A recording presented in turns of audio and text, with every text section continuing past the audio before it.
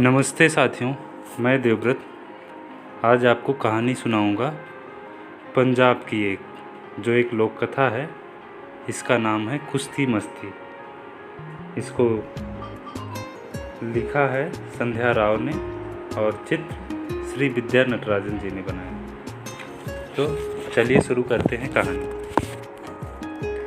सतलज नदी के उस पार तरलोचन सबसे बढ़िया पहलवान था।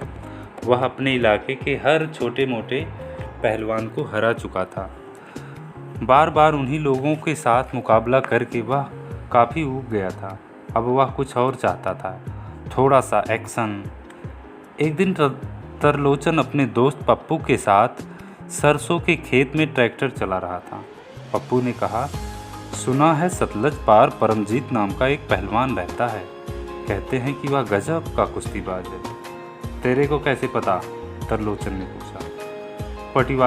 पटियाले वाली मंजू चाची है ना, उन्होंने बताया। फिर जल्दी से, ताकि तरलोचन को बुरा ना लगे, पप्पू ने कहा, मैंने तो साफ कह दिया कि तुम ही सबसे बढ़िया और कुशल हो। हाँ जी। पर तरलोचन का दिमाग कहीं और चला गया। उस परमजीत के साथ कुश्ती लड़ने में मज़ा आएगा, उसने कहा। भाई वाह। और अगली सुबह कंधे पर पूरे 1000 किलो आटे की बोरी लटकाकर तरलोचन नदी को पार करने निकल पड़ा। नदी तक पहुँचते उसे बहुत जोर की प्यास लगने लगी और भूख भी। वहीं बैठकर उसने अपने लिए 100 गर्मा गर्म रोटियां बनाई। फिर नदी का सारा पानी पी डाला। हर्रा! तरलोचन के पीछे से एक भयंकर चिंगाड़ सुनाई दी। मुड़कर देखा तो उस पर हाथी हमला करने वाला था। यह मेरे पानी पीने की जगह है, तुमने मेरा सारा पानी पी लिया, हाथी ने गुस्से से कहा। माफ़ कर दो जी, तरलोचन बोला। लेकिन हाथी बहुत परेशान था। वह उस पर वार करने के लिए दौड़ा। तरलोचन ने आराम से एक ओर हटकर उसकी पूंछ पकड़ ली, फिर हाथी को अपनी पीठ पर लाद कर नदी पार करने लगा। तरलोचन को परमजीत का घर आसानी से मिल गया। ओए परमजीता, उसने आवाज़ दी, घर पर हो? परमजीत की पत्नी दरवाज़ा खोलकर बोली, नहीं जी, वे लकड़ी लाने गए हैं। चंगा परजाई जी, बता देना कि सतलज पार से तरलोचन उसके साथ कुश्ती लड़ना चाहता है। और हाँ, ये रहा आपके लिए एक तोहफा। यह कहकर तरलोचन ने हाथी को आंगन में फेंक दिया। मम्मी, अंदर से एक मिमियाती आवाज़ आई। मम्मी, घर में चूहा घुस आया है। बेटा, वह हाथी है, माँ बोली। झाड़ू मार के निकाल दे और भुनभुनाना बंद कर। तरलोचन ने अपना सर झंझोड़ा।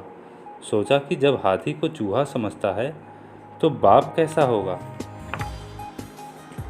गुनगुनाते हुए त्रिलोचन फिर चलने लगा।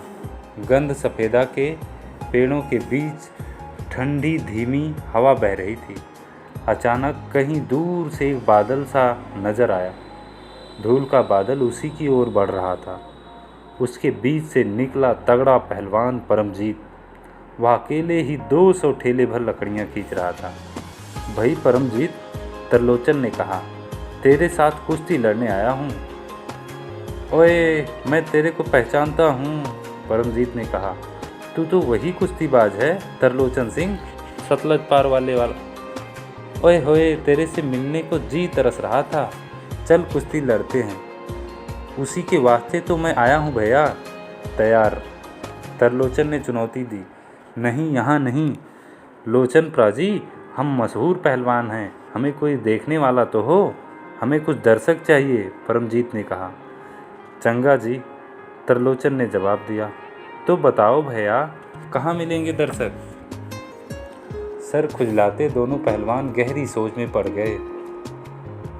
ठीक उसी समय एक बुढ़िया वहाँ से पैर घसीटते घसीटते गुजरी। सफ़ेद घुंघराले बाल उसके गुलाबी दुपट्टे के नीचे से दिख रहे थे। बीजी बीजी, परमजीत ने बुढ़िया को बुलाया, हमें कुश्ती लड़ते देखोगे? सबसे बढ़कर और सबसे बेहतरीन कुश्तीबाज हैं हम। आओ एक, आओ अनेक। खुशी से बेटे, बुढ़िया ने कहा, पर इस वक्त मैं बहुत परेशान हूँ। वो देखो उस लड़की को, चालाक जस्सो मेरे ऊँटों को लेकर भागे जा रही है। उसको पकड़ूंगी नहीं तो मेरे 150 ऊँट सबके सब हाथ से निकल जाएंगे। पर पहलवानों के उतरे हुए चेहरे को देखकर उसने अपना बायां हाथ बढ़ाया और कहा, ये लो, मेरी हथेली पर चढ़ जाओ। तुम दोनों कुश्ती लड़ो और मैं दौड़ते दौड़ते देखती रहूँगी। क्या उम्दा ख्याल है बीजी, दोनों ने सुर में सुर मिलाकर कहा। बुढ़िया की हथेली पर छलांग मारकर उन्होंने कुश्ती शुरू कर दी। बुढ़िया धीरे से एक पहाड़ के ऊपर चढ़ने लगी। वहाँ दूर एक पहाड़ के शिखर से जस्सो ने बुढ़िया को हाँफते हाँफते ऊपर चढ़ते देखा। हाय, पूरी सेना लेकर मेरा पीछा कर रही है, वह बोली और जोर से चिल्लाई। ऐसी चीख सुनाई उसने कि पेड़ वेड़ सब उजड़ गए। उसने झट से ऊँटों को एक विशाल लाल हरी चादर में कसकर बांध लिया और फिर गठरी को अपने पीछे खींचते खींचते भागने लगी। रास्ता बहुत ही उबड़ खाबड़ था। झटकों के मारे सारे ऊँट गठरी के अंदर उल्टे पुल्टे होने लगे। वे बेचारे आराम से लेटने के लिए तड़फड़ा रहे थे। गुड़गुड़ गुड़गुड़ एक ऊँट का रहा, गुड़गुड़ गुड़गुड़ दूसरे ने साथ दिया। ओहो, बस भी करो, जस्सो चिल्लाई। भूख लगी है तो यह लो, खाओ। यह कहकर उसने एक हाथ से पूरा खेत उखाड़ लिया, साथ में खेत भर के सेब, संतरे और पपीते भी, और सब के सब गठरी में ठूंस दिए। इसके बाद, ओ कुड़िए, मेरे खेत को लेकर कहाँ जा रही है? किसान चिल्लाया। ओह ठीक है, तू भी चल, जस्सो बोली। उसने किसान को पकड़कर गठरी में खोस दिया और भागते भागते रास्ते में से कुछ गाय बकरियों को भी। तब वह रुकी जब एक छोटे से गांव में आ पहुंची। सामने ही एक मिठाई की दुकान थी। अंदर जाकर वह रोक से बोली, हलवा पूरी फटाफट। पैसे देने पड़ेंगे, हलवाई ने कहा। जस्सो बोली। फिर उसने एकदम से हलवाई को और उसकी सारी मिठाइयों को दुकान के साथ पूरे गांव को उठाकर गठरी में बांध दिया।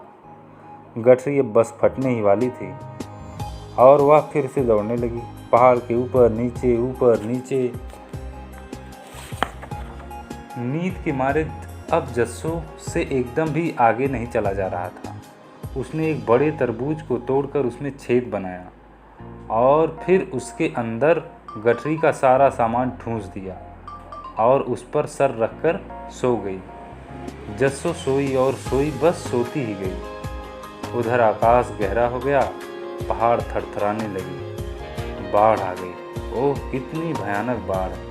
जस्सो और तरबूज को दूर दूर, बहुत दूर उठाकर ले गई। बहुत दिनों के बाद जस्सो नींद से जागी तो उसने देखा कि वह एक द्वीप पर थी।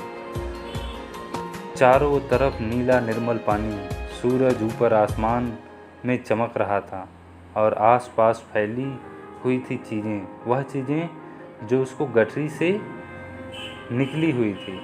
ऊँट, पेड़, किसान, गाय, मिठाई की दुकान, हलवाई, एक छोटा सा गांव। सबको यह जगह इतनी पसंद आई कि उन्होंने वहीं रुकने का फैसला कर लिया। जस्सो ने हलवाई से शादी भी कर ली। और वह बुढ़िया, उसका क्या हुआ? वह तो चलते चलते इतनी थक गई थी कि उसने कब का पीछा करना छोड़ दिया था। वह पहाड़ के ऊपर बरगद के नीचे चुपचाप बैठी थी। अचानक उसने देखा कि बहुत से बच्चों ने उसे घेर लिया है। कुछ छोटे, कुछ बड़े, लंबे, दुबले, गोल मटोल।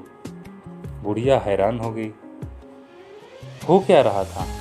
बच्चे उसके बाएं हाथ को टकटकी लगाकर देख रहे थे। उसने भी उस तरफ देखा तो हंस पड़ी। ओहो, मैं तो तुम दोनों के बारे में भूल ही गई, इसलिए तो मेरा हाथ इतना भारी लग रहा था। तरलोचन और परमजीत अभी भी उसकी हथेली पर धक्कम धक्का कर रहे थे। बुढ़िया ने उनको ज़मीन पर पटक दिया, पर वे कुश्ती से लड़ते रहे। चलो लगाओ, एक लड़की ने कहा। वाह क्या धरपकड़ है, एक छोटी सी लड़की बोली। हर तरफ से चीखने चिल्लाने, तालियों और शाबाशी की आवाज़ सुनाई दे रही थी। धीरे धीरे बुढ़िया भीड़ में से खिसक गई। उसने एक दो बार गहरी सांस ली और दुपट्टे को सर पर कस के बांधा और वापस उसी रास्ते निकल पड़ी जिससे वह आई थी। इस बार वह आराम से चल कर गई। रात हुई, बच्चों को भूख लगने लगी और वे अपने घर लौट गए। तरलोचन और परमजीत कुश्ती में ही मस्त रहे। अगली सुबह जब सूरज निकला तो दोनों पहलवान जमीन पर लेटे खर्राटे ले रहे थे। नींद में डूबे वे कभी करखराते, कभी घुरघुराते, कभी कभी अपने हाथों से हवा झूंझते। ना कोई जीता ना कोई हारा, बस एक ख्वाहिश पूरी हो गई दो पहलवानों की, जो उस धरती में पले थे जहाँ सभी बहादुर और ताकतवर होते हैं। बल्ले बल्ले। तो बताइएगा कैसी लगी आपको ये कहानी। आगे फिर मिलेंगे। नमस्कार।